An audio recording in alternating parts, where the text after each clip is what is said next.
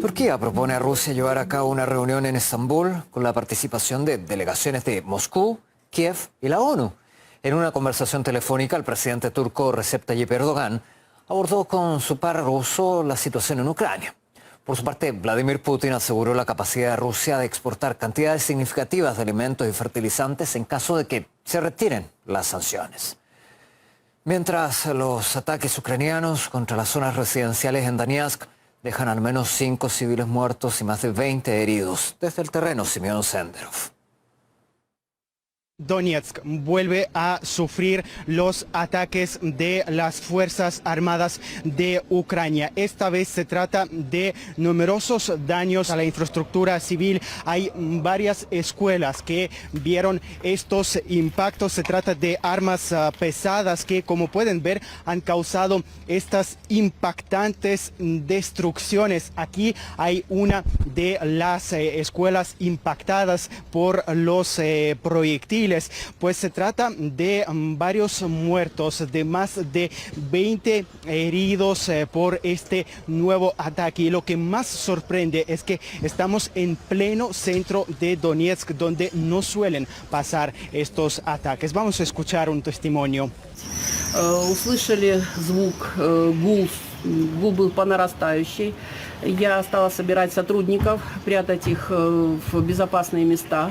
Стала предупреждать, чтобы все покинули свои классные комнаты, потому что у нас в классных комнатах очень большое остекление, так задумана школа. Пока собрала одних, у меня прилетело в 5-й блок. Причем прилетела серьезно, там в пол пострадала стена y pol. Ahora ya hemos mencionado que este barrio no suele sentir estos ataques. Se ha cambiado un poco la trayectoria, también la distancia, en lo que las autoridades empiezan a sospechar de que esta vez ya se trata de aquellas armas que Estados Unidos ha enviado a Ucrania. Vamos a escucharlo. Los bombardeos continúan, la artillería pesada está funcionando. Lo más probable es que se trate de un nuevo suministro estadounidense. Y no es el único ataque que hemos visto hoy también durante esta jornada en otra ciudad, en Melitopol, en la provincia de Zaporozhye. Hubo una explosión cuando pasaba de lado un coche con los voluntarios. Hay heridos. Las autoridades creen que se trata de un intento de sembrar miedo a la población y también a la desconfianza ante aquellas personas que buscan ayudar. Vamos a escuchar el comentario. No tenemos ninguna duda de que se trata de una acción de sabotaje por parte de Ucrania. Se trata de una acción intimidatoria, pero tenemos que encontrar a sus autores. Recordemos que anteriormente han podido liberar Mariupol y, lo que es más importante, Azovstal, donde se encontraban los nacionalistas. Así que parece que esta vez el ejército ucraniano con esto está castigando a la población de este lado, en concreto de la ciudad de Donetsk. Estados Unidos no enviará a Ucrania misiles de largo alcance que pudieran llegar al territorio de Rusia, como exigía el presidente ucraniano Vladimir Zelensky. Así lo anunció el mandatario norteamericano Joe Biden a la prensa. No vamos a enviar sistemas de misiles a Ucrania que puedan atacar a Rusia. Sin embargo, según el diario The Washington Post, la Casa Blanca sí considera suministrar sistemas de cohetes de lanzamiento múltiple. En reiteradas ocasiones, Kiev ha solicitado a Occidente la entrega de este tipo de armamento. Sin embargo, hasta el momento ningún país ha accedido. La declaración del líder estadounidense generó reacciones inmediatas por parte de Rusia. El vicepresidente del Consejo de Seguridad, Dmitry Medvedev, calificó esta decisión de Biden de razonable. Añadió que, en caso de que el territorio ruso fuese agredido, sus Fuerzas Armadas realizarían un contraataque contra los puestos de mando donde se toman esas criminales decisiones. También recalcó que no todos estos centros se encuentran en Kiev. Y desde Rusia, el ministro de Exteriores, Sergei Lavrov, resalta que las tropas de Ucrania emplean el armamento enviado por Occidente para masacrar a sus propios ciudadanos. Además, explicó que la extensión de la operación militar responde a la orden del presidente Putin de evitar ataques contra la infraestructura civil y aclaró durante su entrevista a un medio francés que la liberación de las repúblicas de Donbass es el principal objetivo para Rusia. La liberación de las repúblicas populares de Donetsk y Lugansk reconocidas por Rusia como estados independientes es nuestra prioridad incondicional. En relación con otros territorios de Ucrania donde se está llevando a cabo una operación militar, corresponde a los habitantes de estas regiones decidir su futuro. Lamentablemente, en lo que respecta a la instigación del nacionalismo ucraniano y del neonazismo, Francia está desempeñando uno de los papeles principales. Es triste para nosotros verlo. Francia suministra armas activamente a Ucrania. Las sanciones parecidas a una histeria, en algunos momentos incluso a una agonía, fueron puestas en marcha por Occidente. La rapidez con la que fueron introducidas y su extensión demuestran que no fueron preparadas en una noche. Han sido preparadas durante mucho tiempo y es poco probable que se levanten estas sanciones. Los líderes de la Unión Europea asisten en Bruselas a una cumbre extraordinaria donde se discute un nuevo grupo de sanciones contra Moscú. Después de varias reuniones, los 27 no logran llegar a un acuerdo sobre el sexto paquete de restricciones que contempla, entre otras cosas, un embargo total o parcial al suministro de petróleo ruso. El mayor obstáculo es la oposición de Hungría, que exige garantías sobre la provisión del hidrocarburo, ya que depende en gran medida del abastecimiento a través de los oleoductos desde Rusia. Por otro lado, el presidente de Ucrania, Vladimir Zelensky, criticó la demora del bloque en lograr un consenso. Vamos a revisar por qué algunos países se oponen, y es que la Unión Europea enfrenta numerosos problemas a raíz justamente de estas medidas restrictivas en contra de Rusia. ¿Qué tal, Carla? ¿En qué etapa de debate se encuentra ese sexto paquete de sanciones? Bueno, como vemos, Mauricio, aún no se llega a un acuerdo dentro del Consejo Europeo sobre lo que va a hacer estas nuevas sanciones que proponen en contra de Rusia. El principal obstáculo es Hungría. Escuchemos lo que dijeron desde la Comisión Europea y el primer ministro de Hungría sobre el tema. La Comisión y el presidente francés han estado trabajando intensamente en los últimos días para avanzar en este paquete de sanciones. Todavía no hemos llegado a un acuerdo, pero estoy segura de que ha madurado el asunto. Mis expectativas son bajas de que se resuelva en las próximas 48 horas, pero confío en que luego habrá una posibilidad. No hay ningún compromiso en este momento en absoluto, no hay ningún acuerdo en absoluto. Si algo le pasa al petróleo ruso que llega por el oleoducto, para nosotros es un problema y tenemos que luchar. Si no llega petróleo, entonces deberíamos tener derecho a adquirirlo por mar. Esta es la garantía que necesitamos. Y es que desde Hungría ya están tomando algunas acciones sobre este tema. Ya han prohibido, dijeron que van a prohibir a los extranjeros comprar combustible a bajos costos. Recordemos que dentro de la Unión Europea, en Hungría, están los precios más bajos de petróleo, 1,23 euros por litro. Entonces están hablando de un turismo de gasolina que ya van a prohibirlo. También desde Alemania tenemos más datos porque ya han hablado desde allá de que las instalaciones de almacenamiento de gas aún son muy bajas y que son preocupantes los próximos meses. Y también desde Países Bajos, ya bien anunciaron desde Rusia que a partir del 31 de mayo cortarán el suministro de gas por su negativa a pagar por este bien en rublos. El factor energético no es el único problema.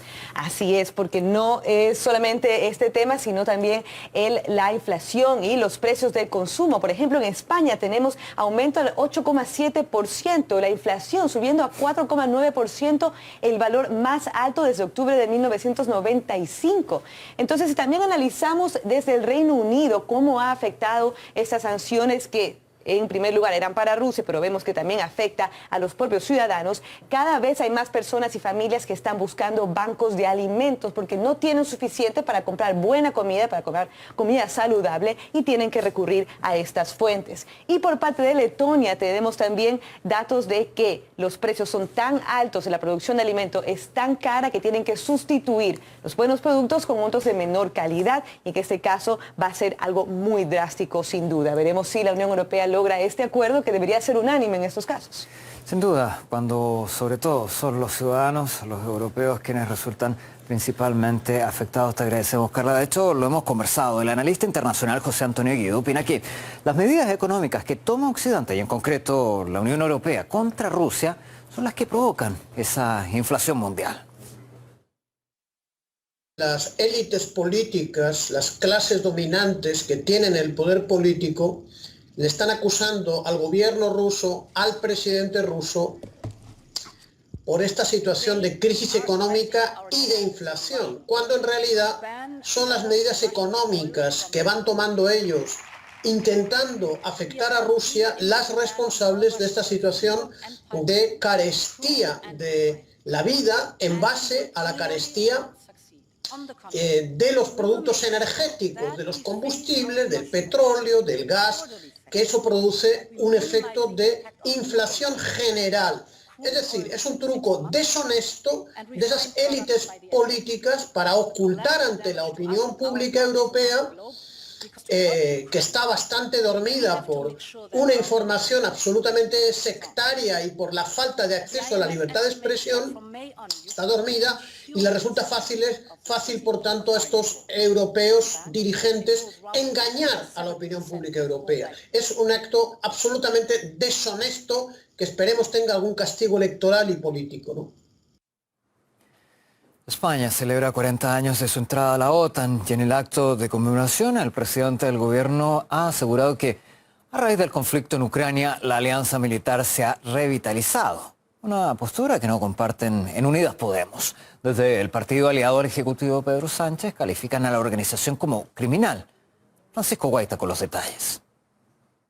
Este año España celebra el 40 aniversario de su entrada en la Organización del Tratado del Atlántico Norte, un acto que se ha llevado a cabo en el Teatro Real, presidido por el rey de España, Felipe VI. En ese acto también han participado el presidente del Gobierno de España, Pedro Sánchez, el secretario general de la OTAN, Jens Stoltenberg, y también mandatarios de esa organización durante décadas y expresidentes del Gobierno de España. En ese sentido, España en 1982 ingresó a la Organización Atlántica, fue el 16º país, ahora ya son 30 países y es cierto que con el paso de los años ha ido teniendo un papel más importante España. A día de hoy es el 7º contribuyente en términos de presupuesto y el 5º en enviar soldados en diferentes misiones. El presidente del gobierno, Pedro Sánchez, ha querido recalcar que en medio de la guerra de Ucrania hay que entender, le ha mandado un mensaje a la población que es importante aumentar el presupuesto de defensa y no solo eso, ha asegurado que este conflicto lo que ha hecho ha sido reforzar la unión de la OTAN. Una de las principales consecuencias de la guerra de Putin, completamente contraria a sus objetivos estratégicos al inicio del conflicto, ha sido la revitalización de la OTAN. En pocas semanas celebraremos aquí la que probablemente sea una de las cumbres más importantes, más trascendentales en sus 73 años ya de historia.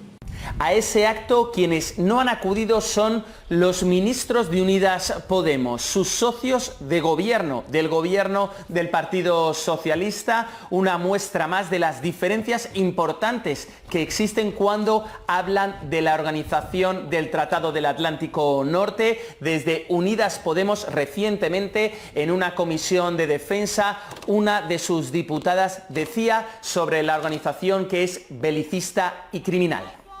Respecto a la postura de nuestro grupo en contra de las alianzas criminales, que ya se lo he justificado a sus señorías también individualmente, cómo calificamos de esta manera la OTAN y que como es la esencia tanto de mi grupo Izquierda Unida como del grupo confederal de Unidas Podemos al que pertenecemos, así lo seguiremos manifestando.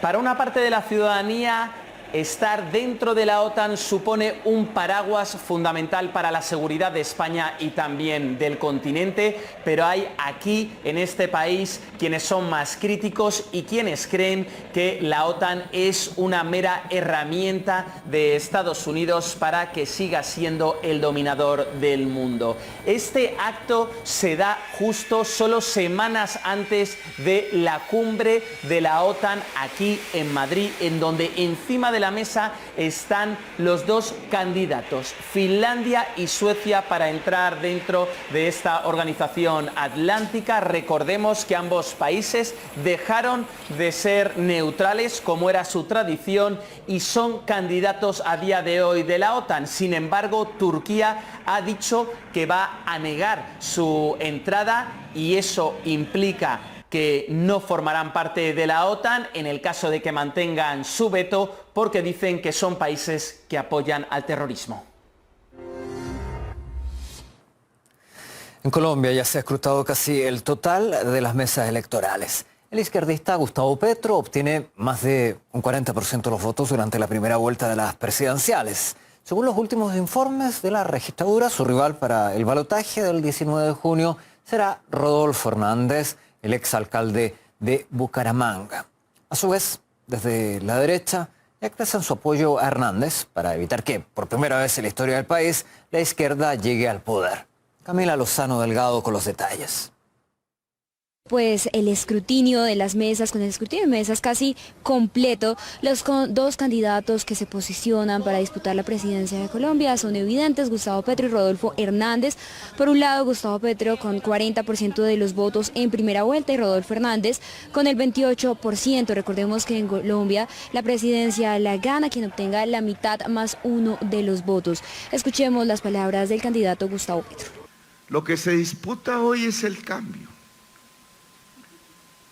Los partidos políticos aliados al gobierno de Duque, el presidente Duque, su proyecto político ha sido derrotado en Colombia. Rodolfo Hernández, un candidato que sorprende efectivamente por la votación que ha tenido.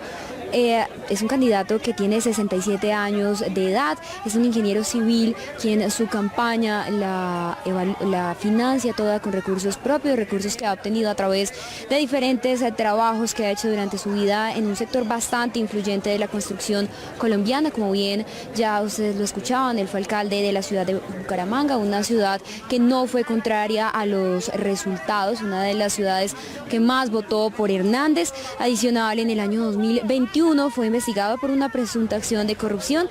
En el 2022 él mismo se declara inocente con un sorpresivo resultado de 6 millones de votos. Vale la pena resaltar que es un candidato que resalta por los improperios ante los medios, que no solamente ha estado en el ojo público por las diferentes acciones y por su peculiar manera de realizar campaña política, sino también porque ha desconocido lugares tan importantes en el país como Bichá, uno de los lugares más golpeados por la violencia y también históricamente olvidados por el gobierno.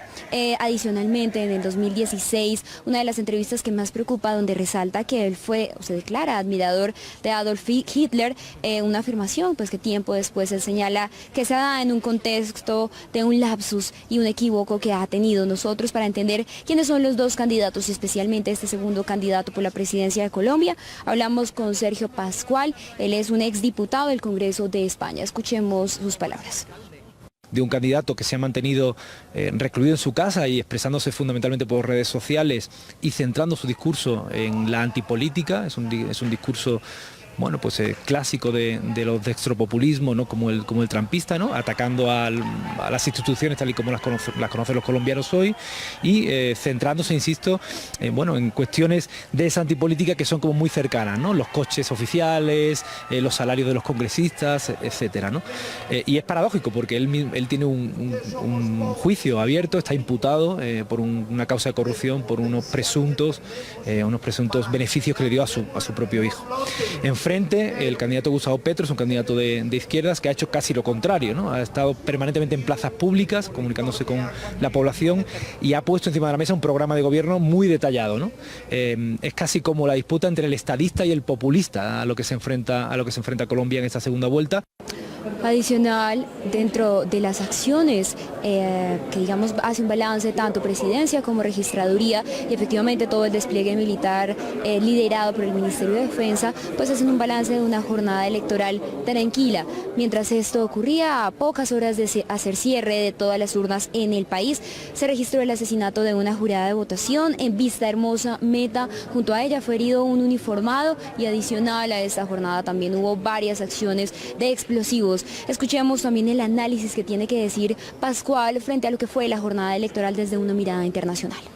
La democracia colombiana es una democracia muy frágil. En ese sentido, hay que congratularse de que el día de ayer fuera un día relativamente tranquilo, a pesar de que hay que lamentar acciones violentas en algunos lugares del país que, por lo que se vio, no comprometieron el resultado global, pero sí que fueron, bueno, pues dramáticos en tanto en cuanto hubo incluso algún fallecido, ¿no? Pero en general ese es el balance, ¿no? El balance de un resultado relativamente normal, digo, en términos de transcurso de la jornada electoral, para un país en el que las circunstancias son muy complejas por el alto nivel de violencia que se vive, ¿no? Adicional, pues se señala, esos resultados dan cuenta que más de 2 de cada 3 colombianos votaron por una opción de cambio, ya sea Petro con el 40%, vuelvo y recuerdo, o la de Hernández con el 28%. Lo que sí es claro es que el uribismo para estas elecciones pues retrocede por primera vez en 20 años en Colombia. Quedan solamente 2 semanas para que el país pueda elegir, analizar y cada uno de los candidatos ratificar y aclarar cada una de sus propuestas para que Colombia pueda tener un presidente que gobierne el país durante 4 años más. El presidente de México declara que no tiene prisa para decidir si acudirá a la Cumbre de las Américas que se celebrará para la próxima semana en Los Ángeles. Afirmó que esperará a que el mandatario estadounidense Joe Biden emita su respuesta sobre la petición de invitar a todos los países de América Latina. López Obrador aseguró que en caso de que se mantenga la exclusión de Cuba, Nicaragua y Venezuela, no asistirá al evento y sería el canciller Marcelo Ebrard quien encabezará la representación mexicana. Y vamos a esperar. Y ya está, pues, muy claro, si se invita a todos los países, yo voy a asistir a la cumbre. En Estados Unidos, cada año más de 23.000 adolescentes son expulsados de los centros de acogida por ser demasiado mayores. Según datos de una ONG para la protección de los jóvenes, un 20% de ellos se queda sin hogar y corren el riesgo de ser víctimas de la trata de personas, mientras que solo el 3% consigue un título de educación superior. Elena Villar ha conversado con voluntarios y personas que han vivido los fallos de este sistema y que abogan por reformarlo. Un grupo de voluntarias dobla, organiza y distribuye pijamas que irán dentro de una mochila junto a cuadernos, libros, peluches o una manta. Los dueños de las mismas, niños o adolescentes, trasladados a hogares y centros de acogida.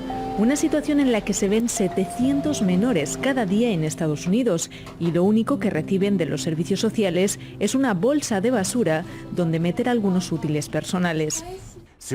Sabemos que el 90% de los niños en Estados Unidos que ingresan en hogares de acogida llegan a ellos primero, en la parte trasera de un vehículo de la policía. Luego irán a un centro de detención donde esperarán todo el día sin nada que hacer. Quería asegurarme de que por lo menos esos niños tengan un libro. Rob fundó su ONG hace una década y desde entonces han repartido más de 1.650 mochilas gracias a la ayuda de más de 22.000 voluntarios. Como niño que pasó por esa experiencia, ya de adulto decidió formar una familia con menores en esa situación. Se dio cuenta de que nada había cambiado. Cuando recibimos a nuestros hijos me quedé absolutamente impactado. Recuerdo que le dije a la trabajadora social, ¿estás bromeando? Después de todos estos años, ¿todavía le estás dando una bolsa de basura?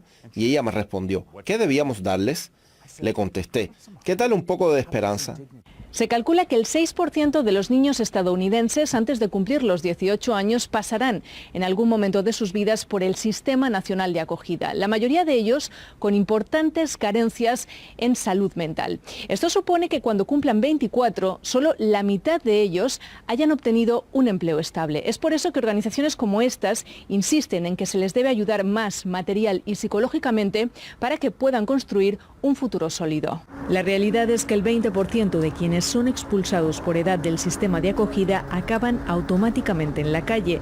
Es el caso de Kimberly Raff y José Ángel Canizal, quienes, tras conseguir reconducir su vida, fundaron diferentes organizaciones para servir de apoyo y guía a estos adolescentes.